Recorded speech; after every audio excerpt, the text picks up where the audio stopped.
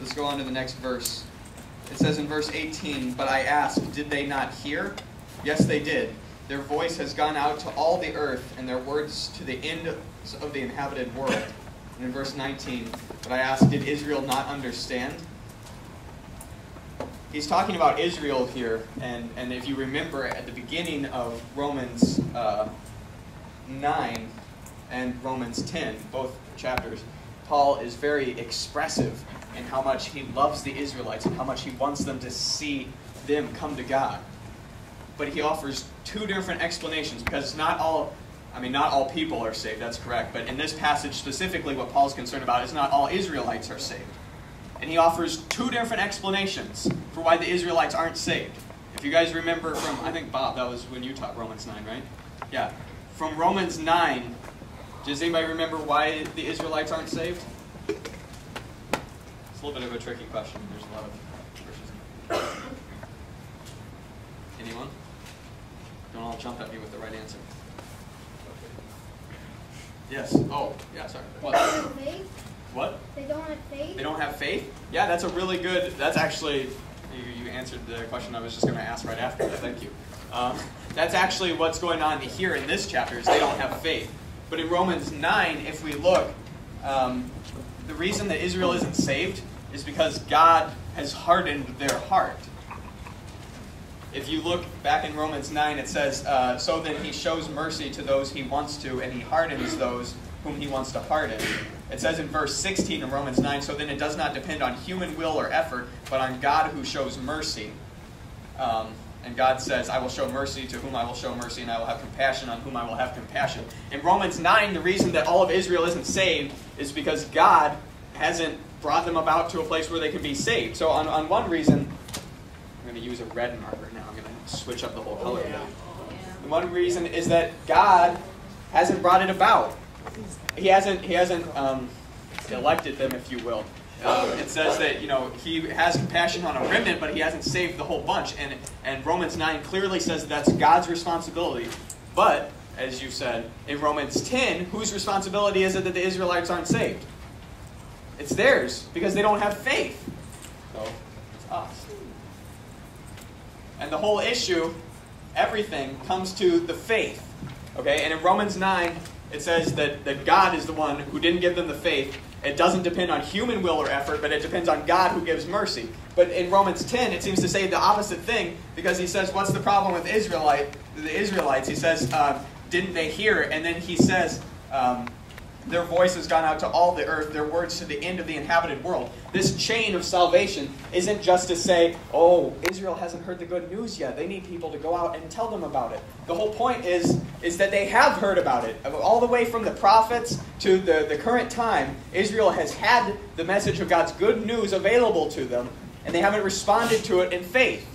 But in Romans 9, Paul says that's God's responsibility, and in Romans 10, he says that it's our responsibility, or theirs. So, which is it? Both? Why do you think both? Because it says both. Yeah, I think that's probably a good reason. I'm not going to have all the answers for you guys today, but I think that it's important that we look at this. And I think that it is right. It is both. It's God's responsibility that we don't have faith, and it's our responsibility that we don't have faith. One note about verse 18, when he says their voice has gone out to all the earth and their words to the ends of the inhabited world. Does Paul mean there that the gospel has been preached to everybody everywhere already when he wrote Romans?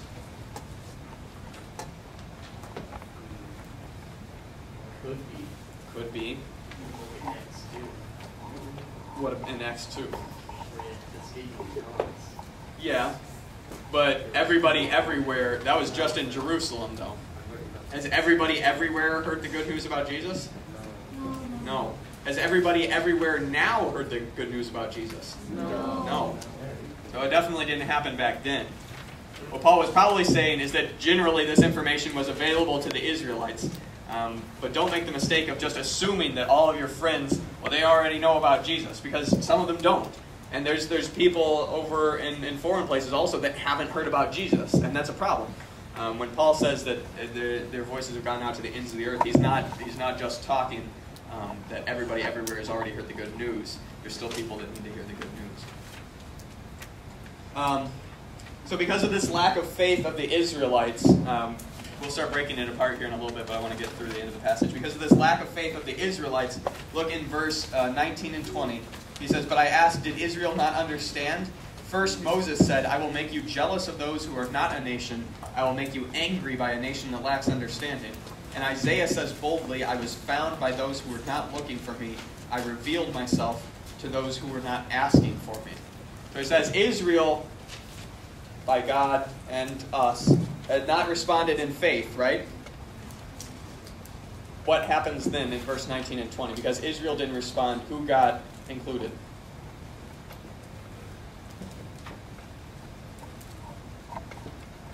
This is really good news for us. The Gentiles. Who are the Gentiles? Non-Jews, which means us. Unless you are Jewish, in which case Gentile doesn't apply to you. But the Gentiles get added into the church here. Israel doesn't respond.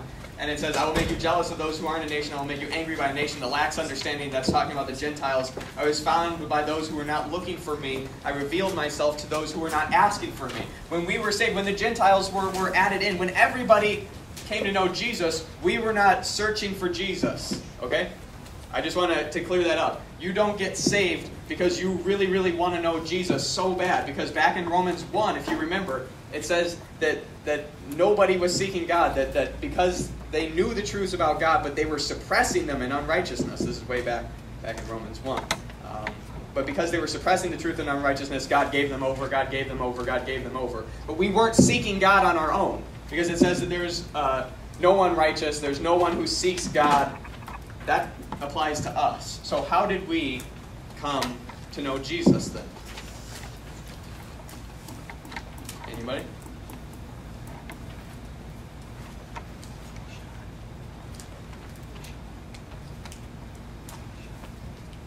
The fun thing about speaking so often is that I've developed leg endurance, so I can stand here all day. Does anyone have any guesses as to how we came to know? Yeah. Somebody told us. That's true. Somebody told us. This goes back into this chain of sin, preach, hear, faith, believe, and call. Okay? Nobody gets saved apart from hearing the good news of Jesus, and we'll get into that in a little bit too. But most importantly, the missing link for the Israelites and the missing link for us, the whole problem of everybody on earth is that they were missing the link of faith. And so I want to take a look at where does our faith come from? Is our faith our own? Or is it God's? Go to Ephesians 2:8. Will somebody read Ephesians 2:8, please? And I got this one from Tyson Bates. If you don't remember the order of the books, it's Galatians, Ephesians, Philippians. I got it. Colossians. You got it? 2:8. 2:8. Yeah, man. God saved you by a special favor when you believe, and you can't take credit for this. It is a gift from God. Thank you. God saved you by a special favor when you believed. It is a gift. You can't take credit for it, for it's a gift from God. My version has it just slightly a little bit different than that. Ephesians 2:8. For you are saved by grace through faith, and this is not of yourselves, it is God's gift, not from works, so that no one can boast. Even the faith that we have to believe in God, that's a required part of this chain, it comes from God. And there's a bunch of other passages that talk about this too. If you go to Philippians 1:29, it says, for it has been given to you on Christ's behalf, not only to believe in him, but also to suffer for him. It has been given to us for Christ's behalf to believe in him. In Acts 18:27, it also talks about how we are given the ability to believe in Jesus. That faith that we have here, it is a gift from God. When Israel is blamed, and it says God hardened their heart, and then Israel is blamed because they had a lack of faith. But when Israel had a lack of faith, it says that Jesus brought us in. It says, did Israel not understand? I will make you jealous of those who are not a nation. I will make you angry by a nation that lacks understanding. I was found by those who were not looking for me. I revealed myself to those who were not asking for me. When we were saved, we were not looking for Jesus, but God gave us the faith. It was all a gift, all of his own. And then he gave us that faith had the ability to make us believe in him, call on him, and be saved. How many of you don't have any money right now? Good job. Okay, good. Yeah, most of you. I don't know. I mean, I know college students probably don't have any money, right? But if I asked one of you fellow poor people, because I don't have any money right now. If I asked one of you fellow poor people, hey, give me $20 right now, you'd be like, I don't have $20. I'm really poor, Josh. I'd be like, hey, I understand you, but I also need that $20 right now. And then you're like, well, I can't do it. And I'm like, well, I don't know if I was like the king of the world or something like that. I'd throw you into prison because you didn't pay me my $20. This isn't something that I imagine very often. But if I was the king of the world and I asked you for $20 and you're like, I don't have $20, and I'd be like, hey, that's okay, I've got $20. Here's $20. And then you'd be like, cool, thanks for the $20. And I'd be like, hey, can I have my $20 now? And you'd be like, here's $20. Okay? That's kind of what happened when we got saved. We didn't have it in ourselves to want to seek God. We didn't have the desire. Everybody doesn't have this deep, burning desire to want to know and to love God. Everybody is naturally inclined to run away from God because we don't like being under authority. We don't like being under God's instructions. That's the inclination of our heart. But God, through his gift and his riches of his grace, gave us faith so that we could believe in him. And that's what happened there. In verse 21, to finish up the chapter, it says, but to Israel he says, all day long I have spread out my hands to a disobedient and defiant people.